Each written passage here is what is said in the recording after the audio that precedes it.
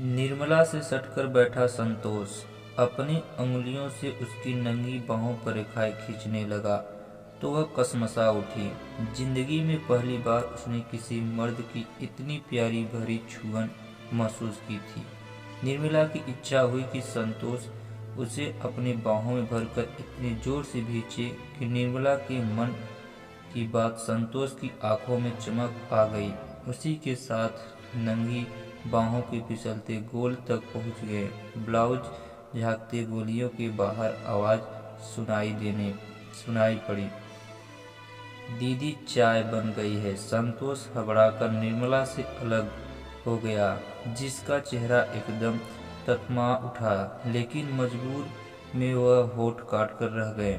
नीचे वाले कमरे में छोटी बहन उषा ने नाश्ता लगा रखा था। चाय नाश्ता करने के बाद संतोष उठते हुए कहा, अब चलूं, इजाजत है, कल आऊंगा तब खाना खाऊंगा, कोई बढ़िया चीज बनाऊंगा। आज बहुत जरूरी काम है इसीलिए जाना पड़ेगा।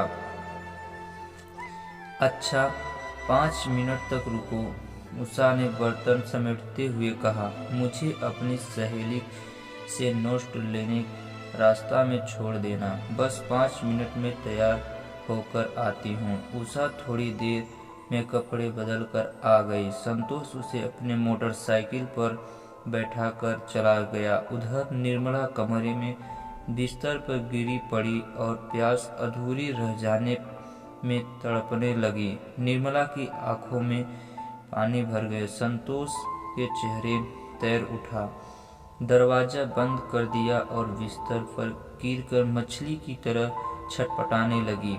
निर्मला को पहली बार अपनी बहन उष्मा और माँ पर गुस्सा आया। माँ चाय नाश्ता बनाने में थोड़ी देर और लगा देती तो उन पर क्या बिगड़ जाती। उषा कुछ देर उसे न बुलाती तो निर्मला वह सब कुछ जरूर मिल जाता जिसके लिए कब से वह तरस रही थी। जब पिता की मौत हुई थी तब निर्मला 22 साल की थी। उसी के चलते बीमार माँ और छोटी बहन उषा को पालने की जिम्मेदारी बिना कहे ही उस कंधे पर आ पड़ी थी। निर्मला एक प्रोवाइडर फर्म में अच्छी सी नौकरी भी मिल गई थी। उस समय उषा 10वीं जमात इस्तेमाल दे चुकी थी, लेकिन उसने धीरे धीरे आगे पढ़कर बीए में दाखिल ले ली थी। समय निर्मला से कहती है, दीदी माँ की दवा बड़ा पैसा खर्च हो रहा है, तुम अकेले कितना बोझ उठाओगी। मैं सोच रही हूँ 2-4 ट्यूशन खोल लूँ और 2-3 हजार रुपये वहाँ समाऊँ। मैं मदद हो जाऊँगी। तुझे पढ़ाई खर्च चिंता क्यों हो रही है, मैं कमा रही हूँ ना, बस तू पढ़ती जा। निर्मला बोली। अब निर्मला 23 साल की होने वाली थी। 2 साल में उषा पढ़ लिख कर ससुराल चली जाएगी तो अकेलापन पहाड़ बन जाएगा। लेकिन एक दिन अचानक मौका हाथ आ लगा था तो निर्मला की सोई इच्छाएं अंगड़ाई लेकर जाग उठी। उसी दिन दफ्तर में निपटने के बहाने सब चले गए। निर्मला देर तक बैठी रही, कागजों को चेक करती रही। संतोष उसकी मदद कर रहा था। आखिर रात 10 बजे फाइल समेट कर वह उठी। संतोष ने हंसकर कहा था, इस समय तो ऑटो रिक्शा या टैक्सी भी नहीं मिलेगी, इसीलिए मैं आपको मोटरसाइकिल से घर तक छोड़ देता हूँ। निर्मला ने कहा था, ओह एडवांस में शुक्रिया। निर्मला को उसके घर के सामने उतारकर संतोष फिर मोटरसाइकिल स्टार्ट करने लगा तो उसने हाथ बढ़ाकर हैंडल थाम लिया और कहने लगी, ऐसा कैसे जाओगे, घर तक आए हो तो कम से कम चाह चलेगी, वरना घर में जाकर भूखे पेट ही सोना पड़ेगा। रात भी काफ़ी हो गई है, जिसे होटल में खाना खाता हूँ, अब तो वह बंद हो चुका होगा।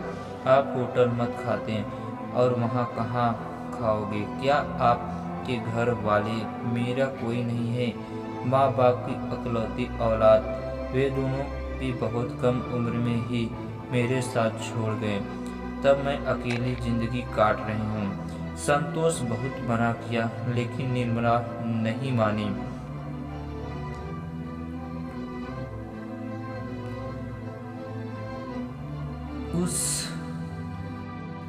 उसने जबरदस्ती संतोष को घर में खाना खिलाया था। अगले दिन शाम 5 बजे निर्मला को देख मोटरसाइकिल का इंजन स्टार्ट करते हुए संतोष ने कहा था, आइए बैठिए। निर्मला ने बिना कुछ बोले ही पीछे की सीट पर बैठकर उसके कंधे पर हाथ रख दिया था। घर पहुंचकर उसने फिर चाय पीने की गुंजाइश की तो संतोष 1-2 बार मना किया, लेकिन निर्मला उसे घर के अंदर बुला ली। इसके बाद रोज यही सिलसिला हो गया। संतोष को निर्मला घर आने को रुकने के लिए कहने की जरूरत नहीं पड़ती। खास तौर से छुट्टी वाले दिन तो वह निर्मला के घर पर रहता। सब ने उसे भी जैसे परिवार का एक सदस्य मान लिया था। एक दिन अचानक निर्मला सपना टूट गया। उस दिन उस्मा अपनी सहेली के यहाँ गई थी। दूसरे दिन उसका इस्तेमाल हुआ। घर पर बोल गई थी कि रात भर सहेली के साथ पढ़ूंगी। फिर वो सवेरे उधर से इम्तहान दे यूनिवर्सिटी चली गई। उसी दिन भी संतोष निर्मला के साथ घर में आया था और खाना खाकर रात तकरीबन 10 बजे वापस चला गया।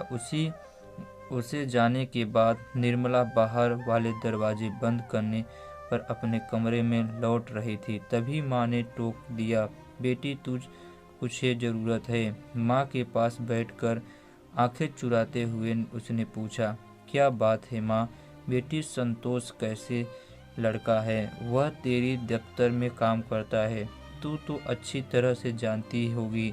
निर्मला एकाएक कोई जवाब नहीं दे सकी। माँ ने कांपते हाथों से निर्मला के सिर पर सहलाते हुए कहा, मेरे तन मन दुख समझती है तू बेटी, लेकिन इज्जत से बढ़कर कुछ नहीं होता। अब पानी सिर से ऊपर जा रहा है, इसीलिए निर्मला एकदम तिलमिला उठी। वह घबरा कर बोली, ऐसा क्यों कहती हो माँ? क्या तुमने कभी कुछ देखा? हाँ बेटी देखा, तभी तो कह रही हूँ। कल जब तू बाजार गई थी तब थोड़ी घड़ी के लिए संतोष आया था। वह उस्मा के साथ कमरे में था। मैं भी उनके साथ बातचीत करने के लिए वहां पहुंची, लेकिन दरवाजे पर पहुंचने में मैंने उन दिनों जिस हालात में देखा। निर्मला चिल्ला पड़ी। माँ और वह उठकर अपने कमरे की ओर आगे गई। निर्मला के कानों में माँ की बातें गूंज रही थी। उसे विश्वास नहीं हुआ। माँ को जरूर देखा होगा, ऐसा कभी नहीं हो सकता। लेकिन यह हो रहा था। अगले दिन निर्मला दफ्तर गई तो जरूर, लेकिन उसकी किसी माँ का काम न लगा। थोड़ी देर बाद वह सीट